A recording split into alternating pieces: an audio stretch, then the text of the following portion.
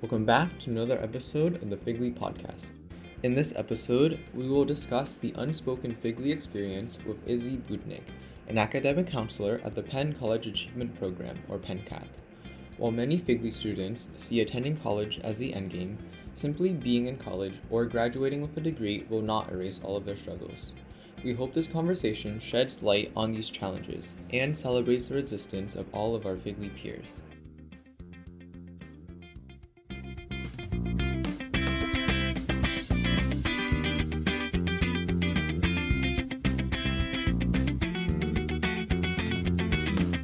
Hi everyone, welcome back to the next episode of the FGLI podcast. Today, your hosts are Will and Peter, and we are joined today by Izzy Boudnik. Hi Izzy, how are you doing today? Hey guys, I'm doing well. Thanks for having me. Awesome. So first, could you give a quick introduction about yourself if people don't know you yet? Yeah, so my name is Izzy. I'm originally from Milwaukee, Wisconsin. I went to the University of Wisconsin where I studied political science and education policy. And I really wanted to work in higher education, so that's why I moved to Philly, and I got my master's in higher education from the University of Pennsylvania Graduate School of Education. Awesome. Do you want to do the quick icebreaker, Will? Yes, of course. So, prior to this interview, I noticed that you mentioned enjoying iced lattes. So, if you were to be a coffee drink, what kind of drink would you be, and why? Yeah, so I was thinking about this, and I was like, iced lattes in my mind are like kind of boring or like a little bit basic, and I consider myself to be a little bit shy, a little bit introverted. But then I was like, oh, an iced pistachio latte. It's like unexpected and a little bit like unique, and I feel like I'm kind of the same way. Like once you get to know me, the flavor like comes out, but it takes me a minute to warm up. Also like an iced latte. Okay. That was a good answer. Thanks. I could go next. I guess if I were to be a coffee drink, I would say probably a shot of espresso. Ooh. Just because like small quantity. I'm a pretty short person. And I'm also pretty energetic, I feel. So, and that's what espressos have, a lot of caffeine. And naturally I love caffeine anyway, so yeah. Nice. If I were to be a coffee drink, I would probably be like a cup of like Vietnamese like iced coffee, just because my family grew up in Vietnam, so I didn't realize I was drinking like Vietnamese coffee growing up until I was like, oh, this is what Vietnamese coffee is. This is what normal coffee is, basically. But I think I like the process of just like making Vietnamese coffee, because you have like this cute little like metal contraption device thing. Yeah. And then you like pack in like the coffee grounds, like you have like little stamp thing, you just put it in, fill it up with like hot water, like rinse out the first run or something. I don't know what it's called. You put the lid on, you put the water in before you put the lid on. And then I feel like it's really like relaxing. You're just like watching it slowly drip. You add your like condensed milk. Good. Cool. Yeah. I like it. I love Vietnamese iced coffees. I had one the other day, I think at this place called Pho Saigon. I think that's what it's called. Yeah. Oh. Was it on 43rd Street or something? Yeah. Transformed. Like I was like eating like this delicious bowl of like pho, and then I like finally was like taste test, and then I tasted the iced Vietnamese coffee, and I was just like, oh, I've been missing out. Like this is so good. I love that for you. I also wanted to ask you another question. If your life were a thrift store find, what item do you think you would be, and why? Yeah, so I was thinking about this, and my favorite thrift store find, which actually only happened a couple of weeks ago, I thrifted these purple Adidas Sambas that I'm wearing today. Right? I know, literally incredible. And they were only $28, okay? Oh, nice. Insane.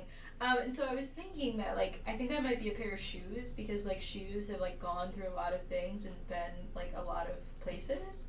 But they're also, like, dependable, right? Like, they're always there for you. Your shoes are not going to run off your feet, so I feel like that's a good representation of me. I like to be a dependable person. That's such a good, like, response. Thanks. Like, my response is about to be so bad.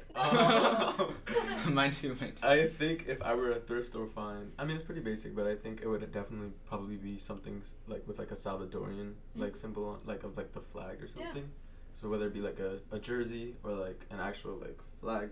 I just think, at the end of the day, I like to incorporate my identity as a Salvadoreño anywhere I can. So that's what. Awesome. Yeah. Okay, so now to get to know Izzy, one of the first questions I really wanted to ask was if you could share with us a pivotal moment or experience from your time at the University of Wisconsin that shaped your understanding of being a FGLI student. Yeah, so when I got to college, one of the things I knew I wanted to do was I wanted to write for one of our campus newspapers. My high school didn't have a newspaper, and like I always really loved writing, and I consider myself to be pretty opinionated. So I knew I wanted to write for the opinion section in particular.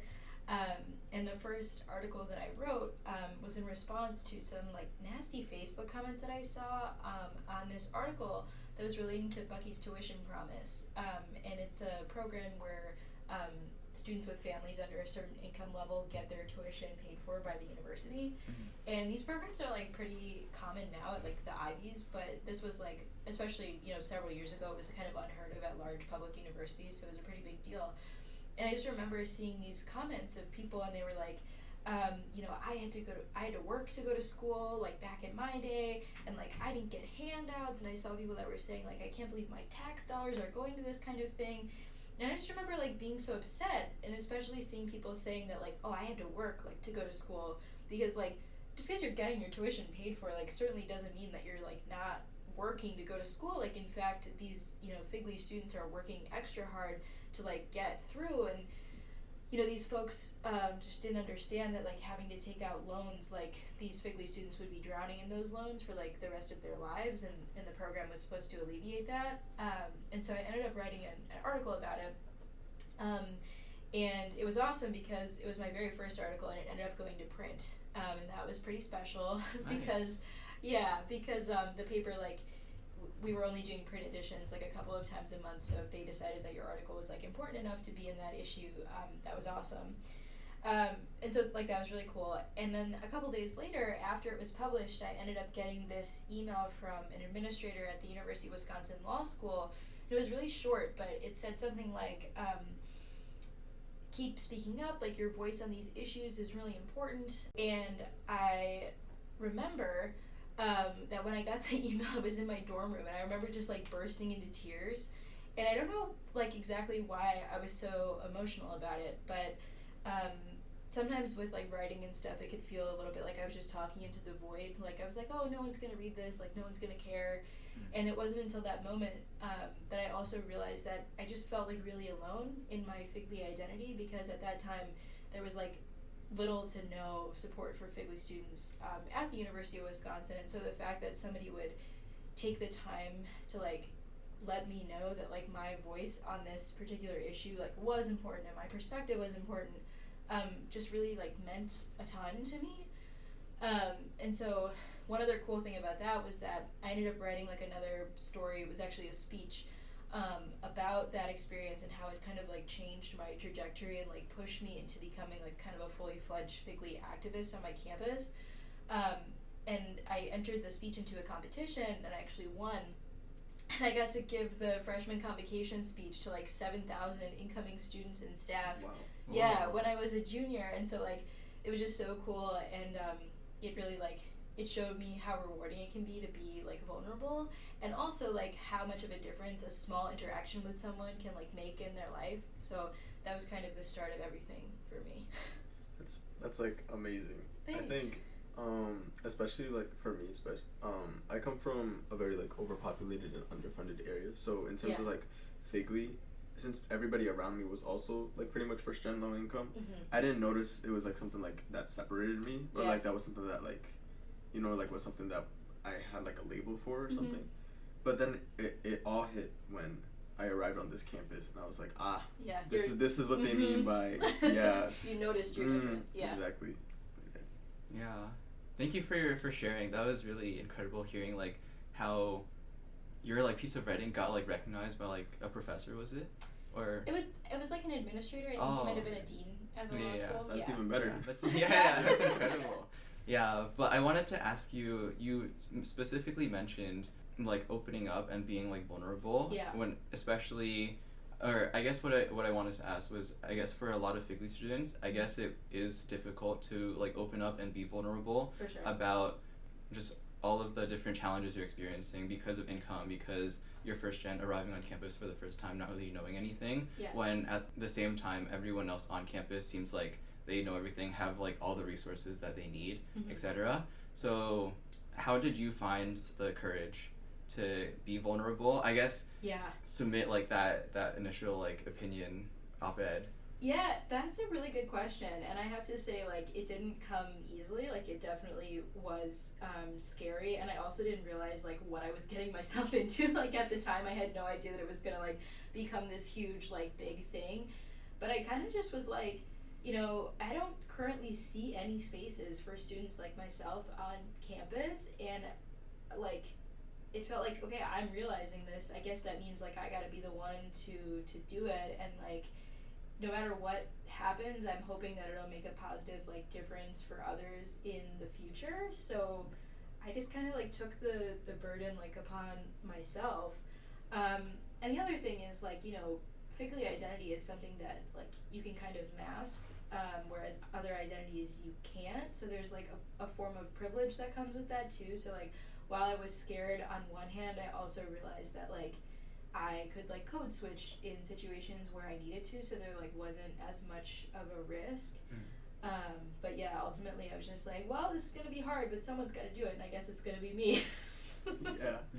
And also, I remember you mentioned saying about how your tuition is covered, but yet people still work. I feel like that's an experience that's kind of overshadowed. Like, especially here, I'm a highly aided student here at the university, but I still work 2 jobs because although they do pay for tuition and a lot of the things that they say that they provide money for you, you also, like, have to figure out, like, sometimes you need to, like, go out for food, or you need to, like, buy more textbooks or something and supplies, and I think people forget that, and it was really, really, like, validating to hear it coming from someone who's, like, ended up in such an amazing position like you.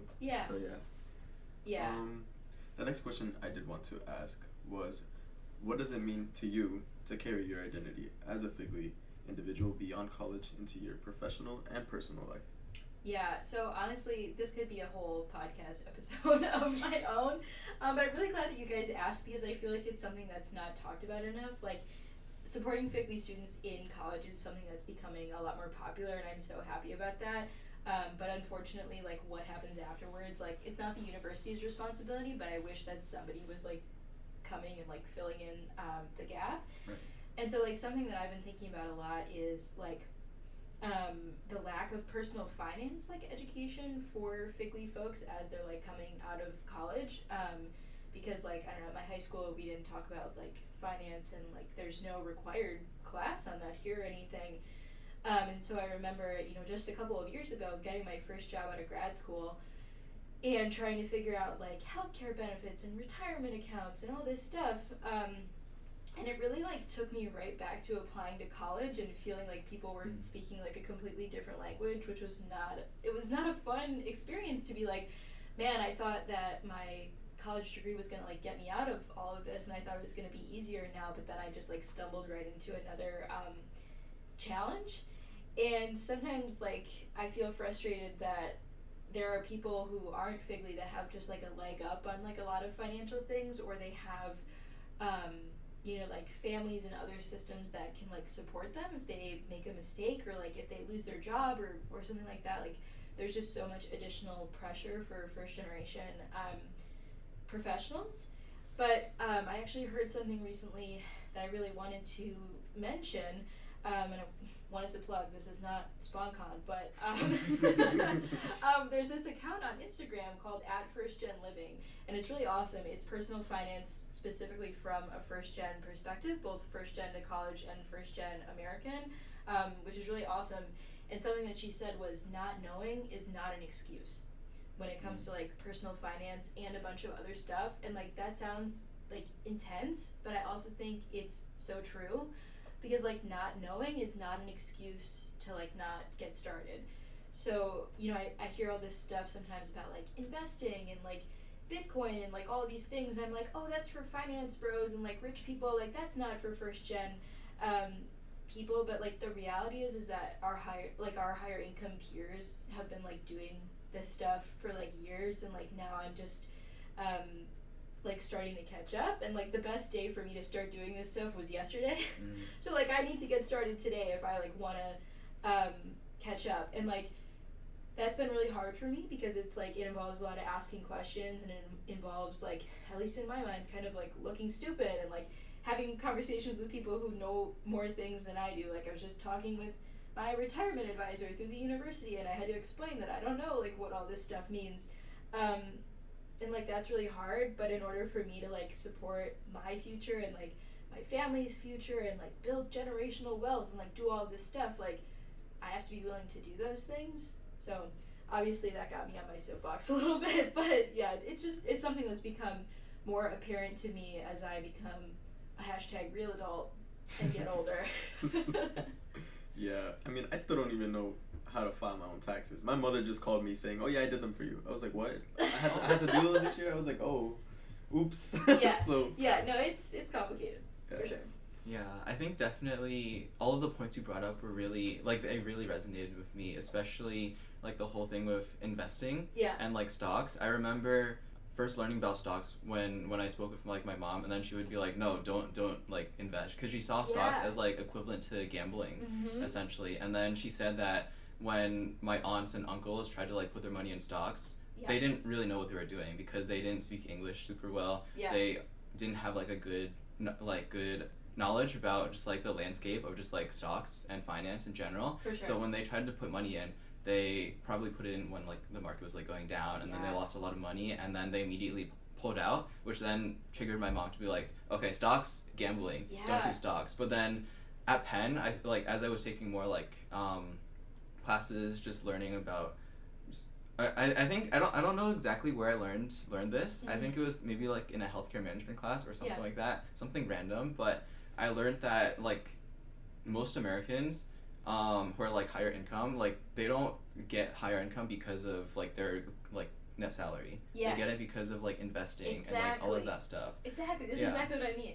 Yeah, which is like completely like crazy to me because I was like it's just like my parents living off of just like whatever they earn from their job, which may be like $40K a year. Yeah. And then there's like we don't really know like about all of this like other like sources of income, but because of like negative experiences in the past, they're automatically like blocking like everything from that. So when I was talking to like some of my friends about just like investing, I was like, what is a stock? Exactly. What is like I was like also like talking to my friends, and I was like, you don't know this? And they're like, no. I never like learned. No, it's such a relatable experience. Yeah, and I think also when I think like looking back during college, when I learned about like investing in stocks, I wanted to be like, okay, this is how you like get money. Let me like put money in. Right. But I think the thing that like made me hesitate was that I feel like a lot of people don't really talk about is what happens when you like put your money in stocks and then like you do like start making money. How does that translate into like the amount of money that the university could give you? How does that translate into like all of like everything else? Because now you have like this other source of income. Like does that like change your like status? Especially for people, like I think currently Penn's like threshold for like highly aided is like $70K or something, but when you like put money in a stock, like that that's more income now. So like how does that change your status? And then I think my mom also was concerned about that. I was also concerned about that. Like what happens if I like make like a couple $1,000s from that? Will I just like lose money from Penn? So I think I got scared and just like didn't do anything. And I'm still not doing anything really, just because like my sisters are going into college.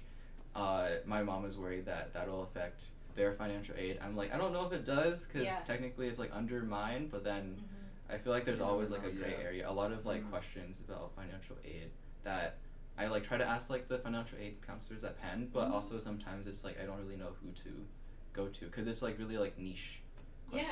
Yeah, I mean that's the other thing too about like being Figly is we have to think about all these other things that I feel like other folks don't, right? Like they just pay the tuition bill and it's no big deal, but like we have all these other things that we have to balance. And like another thing is like you shouldn't be punished for like wanting to learn about investing or like, you know, grow your own net worth or whatever, but like these are all things that we have to balance, and it's like it's just not fair. Yeah, I think also a little like side tangent, just talking about me going on my gap year like next year, I Yeah. would probably like work at CHOP, be on like a separate income, but then I would probably, because of that, and then like all of these other things that we have to like think about being FGLI, where you can't just like make money. Exactly. I had a conversation with my parents just talking about what happens if I get like maybe like 30K salary, 40K salary, Yeah. just for like that 1 year. Mhm. How does that translate? Because that would essentially double my parents' salary right now. Yeah. And then does that like, if I'm like a dependent, what does that mean? Does that like contribute to like what like salary like is seen on like my sister's like financial aid? How does that work? And then we were also like, what happens if I take myself out? Mhm. Then because of like their salary, that puts them like over like the threshold for Medicaid. So then Yeah. they might have to pay higher premiums for that. So it's a lot of like different like things that I feel like aren't really talked about for FGLI students, that where you can't just like make money. Absolutely. It's not. I Yeah, guess, like, it's not that simple. It's just not. It's like a push and pull. Like I don't know. It's especially like even with me. Like I've been dealing with financial aid. Like I had to fight for my highly aided status like this year, and that was something that was like god awful. Like it's still going on. Frankly, like I just got help from Izzy actually to resolve some of the issues, but like it's really hard to get these programs to like recognize you and validate, like I guess, or like continue to give you more funding and stuff like that, because frankly I didn't realize I could have fought for something like this last year, but I didn't realize or didn't ask the right questions to the right people, and then once I did, I pushed for it for months, and then I finally got that highly aided status. And I don't know, it's just financial aid in general is just a very it's a fraught topic, and like it's an emotional thing too, right. And like the other thing that kind of bothers me about financial aid is like it goes for like a traditional family structure, right? So like married, mom and dad, and like brother, sister, dog, like kind of thing. And it's like the traditional American family like doesn't exist anymore. There are so many like forms that a family can take, and whether it's financial aid or other government assistance programs and stuff, they just don't really take that into account. It's like you have to fit into this cookie cutter, and if you don't, you're just kind of screwed. And it ends up with a lot of fighting, like Will said, to get what you rightfully deserve, and it's just, man, it's a struggle out here. Yeah, definitely. I also wanted to quickly ask you about one other thing you mentioned, about how just like the FGLI journey just keeps continuing past college, and I feel like everyone is just like, I feel like my mindset going to college, like you said as well, was just once I get a college degree, then I'm done. Or I guess for me, once I get my medical degree, then I'm done. But I feel like also that's a completely different topic. But I just wanted to ask you how being FGLI just still like continues to affect your daily life.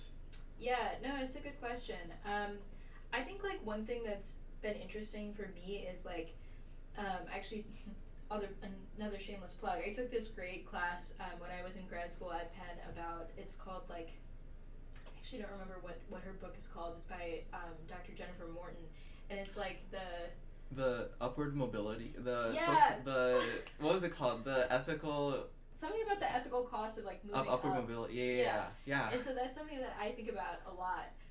That like, okay, everyone's pushing FGLI students to get these degrees and stuff like that because it moves them up in society or whatever, and it gives them access to greater opportunities and stuff. But like what they don't tell you about is kind of the dark side of it, where it separates you from your community and from your family members in certain ways if like they haven't had the same opportunities.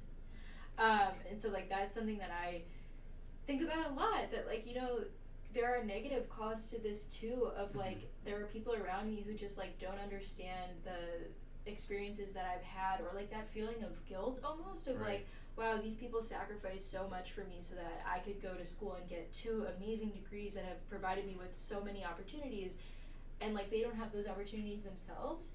And so like I have found it really hard to kind of to deal with that, because I'm like, well, why do I deserve these things but these other people don't, like your parents or like your siblings, if they don't get the chance to go to Penn or things like that. So that's like another thing that I think like follows you with your FGLI identity, like even beyond undergrad and grad school. Yeah, definitely. That's like a very good point. Because in regards to what you just said, especially, like, I have 2 baby siblings so we have, like, over a decade age gap type of thing. Yeah. So now I'm, like, kind of putting together what Peter was mentioning about, like, my own salary and everything, how that could look like for them. Like, they'll still be first-gen low-income students as well. Yeah. But then I feel like I'm in this, like, blessed position to have, like, that much time to be ahead of them, I guess. Yeah. Because I'm able to kind of navigate them. So I feel like I'm in a very unique position. For sure. And everything. Yeah. And especially coming from somewhere like Long Island, especially, like, as I said, it was very underfunded, very overpopulated. And I feel like coming from there to here, I didn't feel that, like, I felt a big culture shock in terms of coming to a predominantly white institution. But I still felt like this sort of, like, busy life. And I wanted to ask you how your experiences in growing up in Wisconsin versus coming to Penn, and whether or not that, like, enforced your FGLI identity.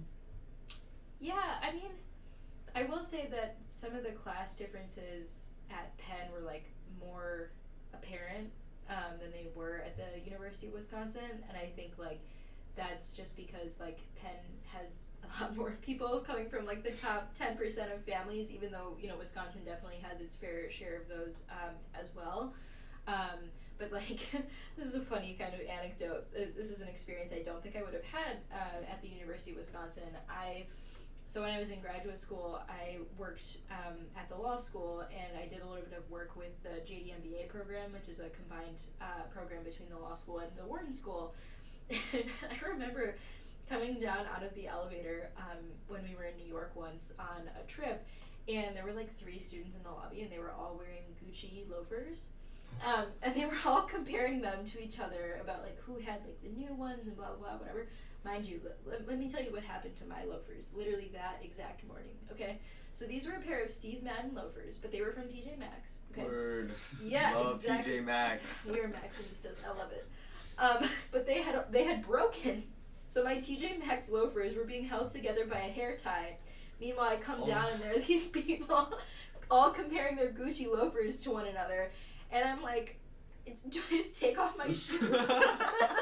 No. Like, do I walk barefoot? Like, what do I do? And so I just, like, I didn't want to, you know, completely ignore them or whatever. So I just, like, said hi and moved on and didn't, like, participate in the conversation.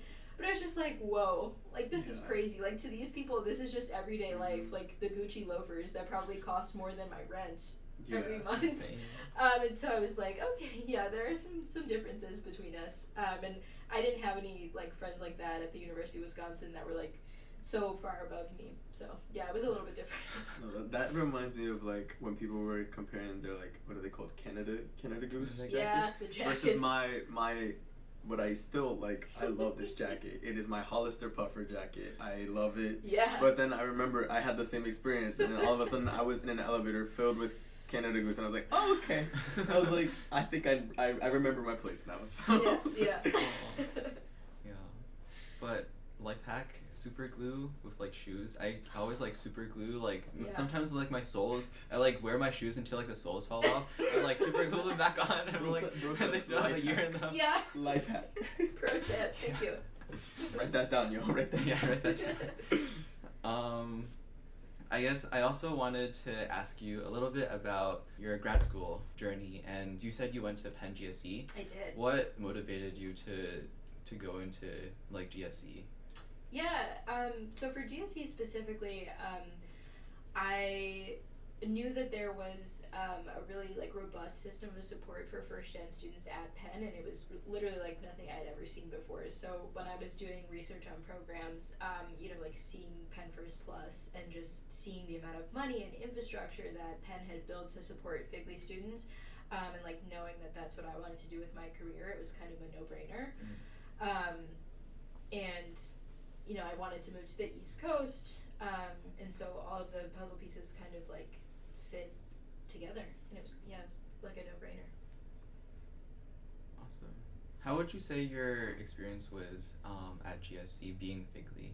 I guess we talked a little bit about just, like kind of, like, the social aspect, but in terms of just, like, navigating grad school as, like, a first-gen low-income student, what was that experience like?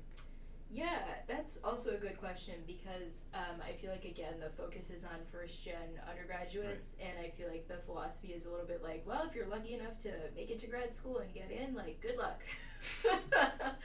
And so, yeah, like, I felt like I was pretty much on my own. Luckily, like, there wasn't, my program at GSC wasn't too complicated. It's only a year, and so there weren't a lot of moving pieces to it. I think one thing I can speak to is GSE pretty much guarantees you what they call a grad school, why am I losing the word, assistantship. Mm-hmm. I couldn't think of it because it's such a weird, like, it's not internship, it's an assistantship for some reason. But they guarantee you a job that you work 20 hours a week, and it gives you experience for your program. And there were other programs that I had applied to that I ended up not choosing because there was no built-in job component. And so that was another thing that really brought that FGLI identity back to the surface, because I was like, these programs are expensive, and also just living is expensive. Like, living costs money. And so, like, in Philly, like, yeah. Or like anywhere, like, programs in Boston, programs in Nashville, like, these are places where rent is expensive. So, like, they just expected us to take out loans to live instead of, like, working and making some money at the same time. And I was like, I want to limit the amount of loans that I'm taking out. So that was, like, another thing that pushed me to pick GAC, because there was that, like, built-in job component. But yeah, I certainly felt that that FGLI identity coming back out when I had to make those decisions. I guess this is a good way to segue into the next question. What do you think are some unique challenges that FGLI individuals face into transitioning into their next stage of their careers? I guess, like, what does job searching look like as a FGLI individual? Yeah, so I can speak to at least the direct post-grad job search, which was brutal. And that was mainly because I, again, like, felt such intense financial pressure, and it really goes back to, other folks have people that they can, like, depend on, or, like, mom and dad can pay the rent for a couple of months while I'm still looking for a job, and, like, that just was not an option for me. And so, post-grad, like, I was immediately looking for a job, and it's hard to find one in the higher ed job market. And so I remember feeling a little bit frustrated that I didn't have necessarily the luxury of, like, choosing the job that I wanted, but it was, like, the job that lined up with my timeline that, like, I could get the fastest, or, like, the job that would kind of pay me the most money. And so it's definitely tough. I mean, there are luxuries that other people have that, FGLI students just don't. And I remember feeling, like, all these complicated emotions of, like, being jealous and, like, mad at these other people. And so, yeah, it was definitely interesting. Yeah, definitely. I wanted to dive into that last point you just mentioned really quick, like, all of the complicated emotions that come with post-grad, finding a job. Oh, yeah. Seeing all of your other peers make, like, I don't even know, like, 6 figures off the bat. And I guess, like, looking at, like, your own job, feeling, like, the guilt from just, like, your parents not being able to, like, make that much despite them working, like, hours and hours and hours just to support you, to support just, like, everything, basically, combined with just, like you said, I feel like there's a healthy amount of maybe, like, jealousy. I don't know if healthy is the right word, but there's, like, some amount of jealousy that's, I feel like, is inherent. Could you, like, walk me through kind of, like, the emotions, how you also kind of reconciled all of them? Oh, man. Well, I can tell you right now, that is an ongoing journey. Thank you, therapy. Would recommend for all FGLI students and all students in general.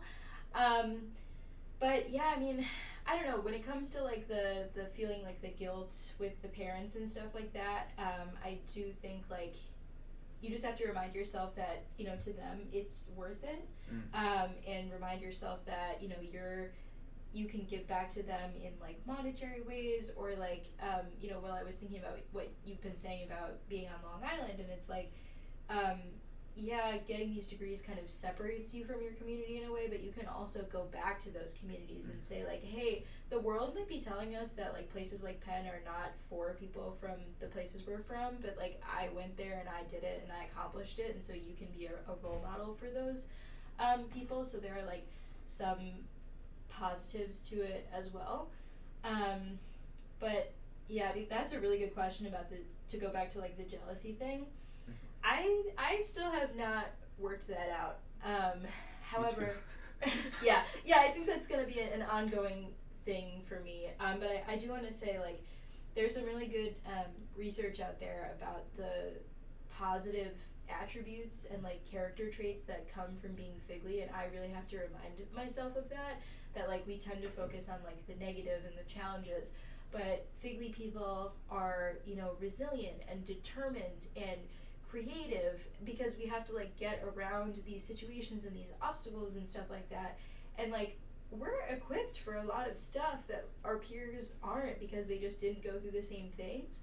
And so, you know, I have to really remind myself that like, yeah, it can be hard sometimes, but like I also like who I am and like who all of these experiences have made me. So sometimes I do like wish things were easier, but I'm also like, yeah, I like who this made me to be, if that makes sense. Yeah. I mean, really, to get into that last point, I don't think I would trade anything for this figly identity, because I think it's awesome. it's like genuinely made me such, I feel like, a well-rounded individual. Yeah. Like I would go to school, after school do extracurriculars, after those extracurriculars go to work until like the dawn hours, or like, no, what is it, the dusk hours of the night or something like that. I was trying to be like Shakespeare. Yeah. Right. And then do homework and then do that cycle 5 days a week or even more. Yeah. Like, I don't know, I think it, like the figly identity just holds so much, like it just shows so much strength, so much power, like as you said, resilience. And I find myself wanting to really like show that back, like especially back at the community I have back at home. Like one of the things I want to do is go back to my high school and start some sort of program that makes getting into these types of institutions a little more, you have like a lot more like of a mentorship type of thing, because I feel like that's something that I wish I would have had if I could go back, type of thing. So I don't know, I just like the figly identity, as you said, is just like such a, it's hard, but it also just makes you like so much stronger. And no, but like the people that aren't figly will never like have that over you. They'll never get they'll it. never understand. And that makes me think of one other thing. I remember when I was interviewing for this job, I remember being asked the question like, why do you want to work with Penn students in particular? And I feel like people say like, oh, I want to work with like the smart kids or whatever. That's not what I said. I like the answer that I gave, and obviously I remembered it. And what I said was like, for example, at the law school, there are Supreme Court justices who will not accept students for clerkships if they haven't gone to an Ivy League school, right? Okay, so you only get access to these Supreme Court opportunities or whatever if you've gone to one of these types of schools. So I said I want to work with figly students at an Ivy League school because obviously going to an Ivy like opens up positions of power for these students, and like what we need as a world and as a society is people from diverse backgrounds who have access to power, right? Like we need people who have the lived experience that we have, like making policies and doing stuff and like being mayor of Philadelphia and all that. So like for me it's about giving students access to those opportunities and also like breaking cycles, right? And like showing their families that like they too can accomplish these things, like showing baby siblings that like someday they can be at Penn. Like it's all just, it's bigger than one individual person. No, like 100%, especially with like what you just said, people in these positions of power. I just think like something I'm very big on is representation. In like especially like big media platforms. Like I think representation matters so much. I feel like just like a really good example of this was over the summer, one of these movies comes out, like it was a DC movie, like Blue Beetle. And he was like the first Latino superhero like made into like a movie, and I was just I went there and they referenced just a bunch of like classic stereotypical like Latino experiences, and I remember just feeling so like seen. I don't know, like that just made me realize just how much representation really does matter, and especially for like not even that, just like the figly identity, just like my like so many.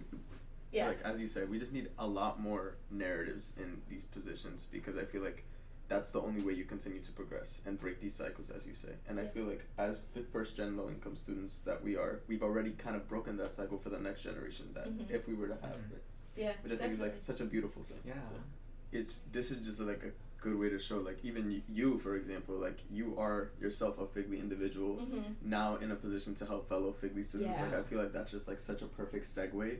Like, you know what I mean? Like, no one knows a FGLI student better than someone who went through those same experiences themselves. Absolutely. And so I guess I want to ask the question, how do you think being a FGLI individual has made it easier to help FGLI students? Yeah. So I took this job with that exact, thing in mind, that I wanted to be the person that I needed when I was in college, because there was no such thing as like a PennCAP office. I didn't have someone like a PennCAP counselor that I could go and talk to about like anything. Like the closest I had to that was an academic advisor, and you guys know the experience with them. It's like they want to help you pick classes, and you're like in and out in a half-hour appointment, and so we're like not sitting and talking about what's actually going on in your life. And I will say, like, it's a little bit of a tough balance, because I think it's important to note that like everybody's FGLI identity and experience is like a little bit different, just like other identities. Like the way that people experience them is different, and like intersectionality is a thing, and that kind of stuff. So I try not to like put too much of my personal identity into like advising students, but I do think, like, not to go back to the financial aid thing, but like it's a big thing. I think sometimes, for example, the financial aid counselors don't understand like why students get like emotional or like upset or impatient or whatever with the process. But me being a person who's gone through that experience and knows exactly what it feels like to be like, oh, I'm getting a late fee, or like I'm getting selected for verification. The financial aid people, like, they're like, oh, this is just like normal, or like $100 is like not that big of a deal. And it's like, no, I understand that it actually is a big deal, that I'm getting $100 extra taken out of my refund. And so I think I just get the context better, and I like understand how impactful like even the smallest thing can be. I mean, especially for like an institution like Penn, Yeah. like that's something I think, especially this, like I can see counselors maybe not completely grasping, because you don't realize it, but the majority of the students here come to school and they don't worry about having to pay like a single thing, because they don't worry about anything. Like especially in regards to finances. Yeah. And then there are like some of my fellow peers that I just see like working so many jobs, like anytime they have free in their schedule, it's just like, oh yeah, I have work. And I'm just like, that's an experience that I know they are going through, and it's just like nobody understands those situations. But also, like, I go back into the point where it's just like, it just shows so much strength, especially like perseverance and everything. Like being a FGLI individual is so hard, and I think we tend to like overshadow it a lot, like especially with how hard it is. But you also just gain so many skills. Like I feel like a lot of the reason why I guess I have like a pretty like social personality is because of the customer service jobs I had during like these like things, and I feel like they have shaped my like approach to like my professional life so far like very, very well. And a lot of the experiences that I were to bring up in like, let's say, interviews or like in like applications would be from said jobs, being like, oh, I would multitask this and this, and I would gain like people talking skills and stuff like that. So I don't know, I just felt like that was like something to mention. Yeah, definitely. I feel like I also see that in like what I do as like a patient navigator with like Penn Medicine, where like a lot of my patients, they have just like complicated just like immigration status, or like are just like super low income, stuff like that, but they have a medical condition that requires like a surgery like right now, or like if not now, like soon. And I think just working with these patients, I just see like my parents just like in them, and just like me also following my parents to a doctor's appointment, just helping translate, calling insurance is like a whole whole separate thing. But I think just like growing up and just like understanding that context of what it means exactly to like navigate the healthcare system too, as like first gen, not knowing English, being low income, not having insurance, stuff like that is super powerful. And I feel like it makes me like a better patient navigator to help these patients. Yeah, and also how amazing is it that like you're in that role and you get to help those people. Like I feel the same way about my job as I imagine you feel about yours, and it's like if you weren't there to help those folks, what would happen? Like they would just like fall through the cracks. And like that's how I feel about being a PennCAP counselor. Like sometimes I'll be in situations and I'm like, I don't even know how you would have figured this out. Like, I struggled to figure it out, and like, I'm allegedly the professional adult, so I don't know how you would have done this by yourself. So like, we need people like us in these roles, you know, to be able to help each other out. And like, speaking of values and stuff that's important to, you know, to Figly people, community is one of them. And like, helping each other out and like depending on each other and stuff. Like, what you guys were saying was making me think of like how oftentimes Figly students like send money home to support families. Like, when I tell that to like my higher income peers, I think their heads like explode. Like, they just don't understand that concept at all of like sending home money to like help pay for the bills. They're like, oh, my parents like have it all together and I only have to like worry about myself. And it's like, we're all worried about each other. Like, we're all connected. And not to say that like that situation can be very stressful for students to have that like additional burden of worrying about family and stuff like that. But it does like give you a greater sense of like, it's not just me, like I'm part of a group of individuals. I guess to segue into another like sort of topic, like now, like given all of the experiences that you have gone through as a Figly individual and beyond that status, if you could travel back in time and give, I guess, your college freshman self, now this can be regarding your Figly identity or not. Yeah. What is like one piece of advice that you think you would give that Izzy? Yeah, I think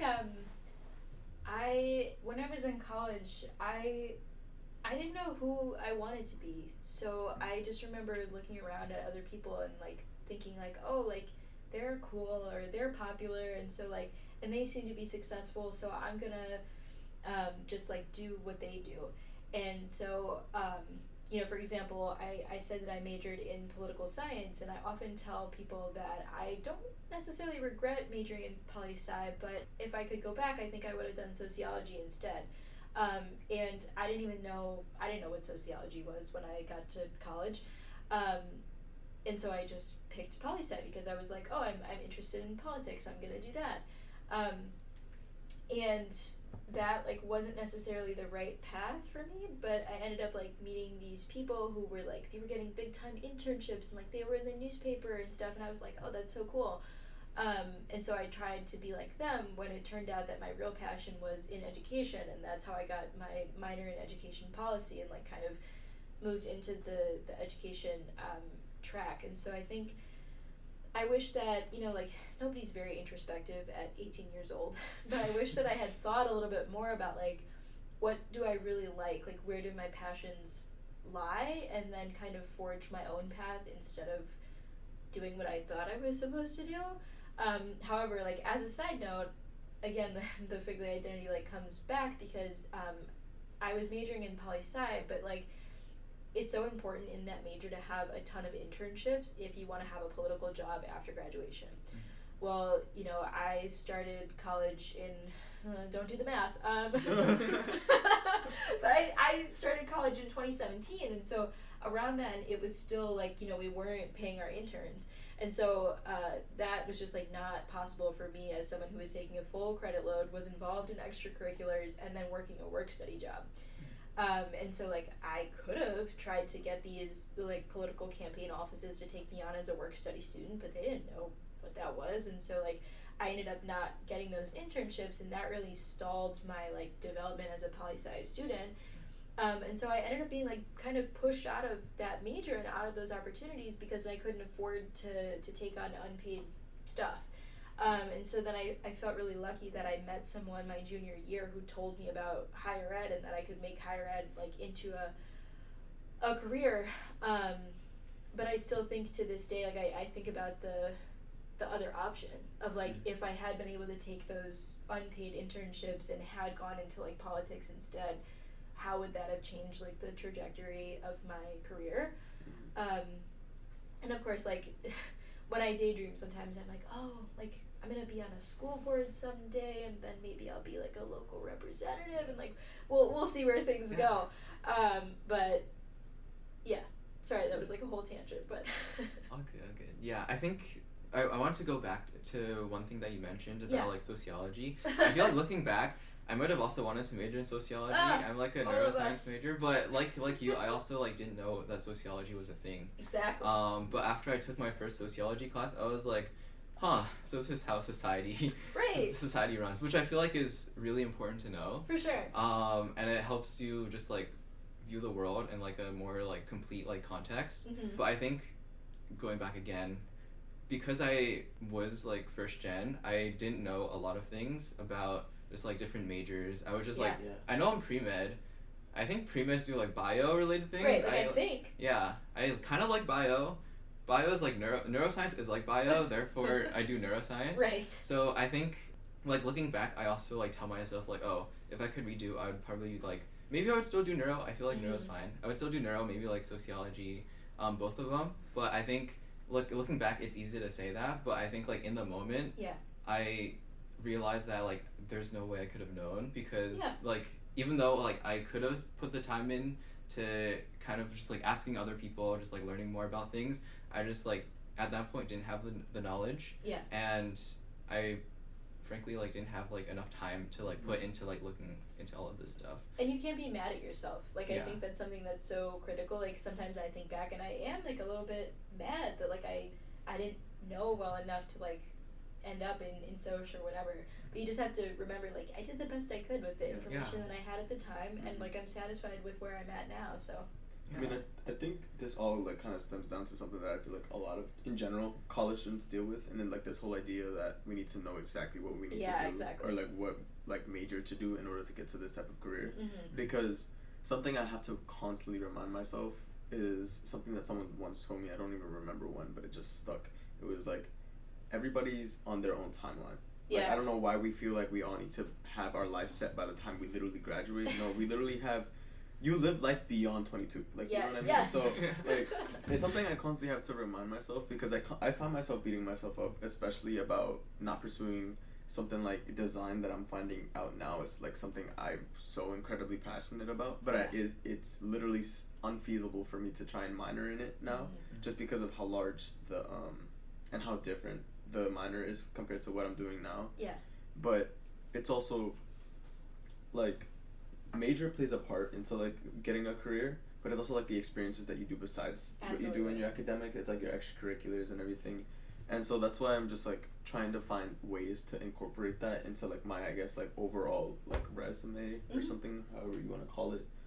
But it's just, I just always have to remind myself like I don't know why I'm trying to like compare myself to someone else when I'm on my own timeline, and I know that what I want to do is way different and way beyond what they're even trying to do, especially when I compare myself to the people that are trying to get 6-figure jobs, but they work 80 hours a week in investment banking. So I don't know. Like, No, I knew you were gonna bring that up, and like the context of wherever you're going to school is so important too, because like we all know about like the Penn face stuff, and also just this like weird consulting culture and stuff like that. That like you're not successful if you don't have this like high paying job, and like it's hard to fight off. Incredibly hard. Yeah, especially with like people looking for internships here and everything. The internship culture here is pretty brutal, but it's also like so uniquely Penn, I feel, because now that we are first gen low income students in institutions like Penn and Ivy, especially with having one of the best business programs in the country, which is so uniquely Penn, I'm like also blessed because I know that if I were to go to another institution, this type of culture is like, it's literally just Penn. Like if it's so unique to Penn, and it opens up my eyes to like, oh, there are internship opportunities that I can then pass along to my friends in other schools, because I find internships and I send them to them. Yeah, that's like, what I do too. Yeah, right. Like, especially like with my friends in like computer science, I'm like, oh my god, I just found like a really great opportunity for you. Like, please continue. He's like, how did you find this? And I'm just like, Penn. Like, I don't know. Like, for as much as it stresses me out, like especially like the pre-professional culture here, I'm also so blessed for it because I'm just I've gained so much knowledge that I can just pass on to a lot of my friends back at home that are still struggling to find their way through college, or just struggling like their way through their own paths, as I said, because they are on a different timeline and they are still hoping to pursue college. It's just given their circumstances they can't. Yeah. So, yeah. Definitely. Before we start wrapping up this conversation, if there is one thing that anyone listening could take away from this interview, what would it be?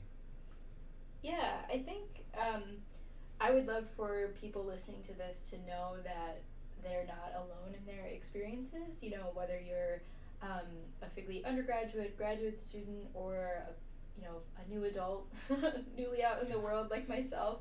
I feel like something that comes up for me pretty often is like feeling like, oh, I'm the only person that's like ever gone through this, or like I'm alone in this, and like that's just not true. You know, it kind of ties back to the vulnerability thing that we were talking about in the beginning, that you have to unfortunately be willing to put yourself out there first sometimes. But it can be worth it because then you find other people to be in like community with. Right. And so I would say that, like, you know, take a chance and like tell someone what you're going through, and like you might find out that it's not that uncommon. And also, the more that you do that, the more that you like admit that you have things going on or like things that you're struggling with, the easier it gets. And so yeah, that would be my one piece of advice. Awesome. Words have power. Yeah. Yeah, definitely. I think a really, really crucial piece of advice too. Thanks. Yeah. Is there anyone you want to shout out before we close? Anything, anyone, any resource, anything. Just broad shout out. Okay, awesome. I'm gonna do a couple of different ones all over the place. So I was telling you guys about that Instagram account earlier in the interview, and I feel like my employer would be angry if I didn't point you in the direction of something very similar that we have here at Penn. But it's actually very cool. So financial wellness at Penn, totally awesome. And to like speak to the personal finance thing, I feel like students should meet with them like once a year and like just chat about stuff that they've got going on. Like those guys have all kinds of stuff about like using credit cards and like taking out loans, and it's just like really cool, and another thing that I wish that we would have had at my undergrad, so I would definitely take advantage of that. Let's see, other shout outs. If any of my students on my caseload are listening to this right now, hey Will, and you haven't made an appointment with me this semester, would love to see you. Shout out to our new peer mentors that we have coming on to the PennCAP crew this coming summer, and shout out to Will specifically, who's going to be one of our senior peer mentors, Awesome. Which is awesome. And shout out to the two people that I'm for sure going to make listen to this. Hi Mom. Surprise message to my mom. I miss you. And thanks for getting all the way to the end of this, and shout out to my partner Sam. Thanks for listening to me ramble about higher ed stuff for maybe like an hour when I already do that at home enough. Awesome. Great shout outs. Thanks. Yeah. Thank you again, Izzy, for joining us today. We really appreciate your time just sharing all of your experiences, from just like the FGLI experience post-grad, just everything you've done with FGLI advocacy, just like all of the emotions that come with like the challenges of being FGLI, but also recognizing the strengths that the FGLI identity brings people. It was a really great conversation, so thank you. If anyone else wants to listen to more episodes, feel free to follow us on the FGLI Podcast on Instagram, and check out our website at fglipodcast.wordpress.com. You can also find us on Spotify at the FGLI Podcast, and if you have anyone or topics that you would be interested in listening to, feel free to message us on Instagram. But yeah, thank you again, Izzy, for joining us, and then hope everyone listening has a great rest of your day. Bye. Bye. Awesome. Cool. Thank That was you. so fun. Right? Ugh.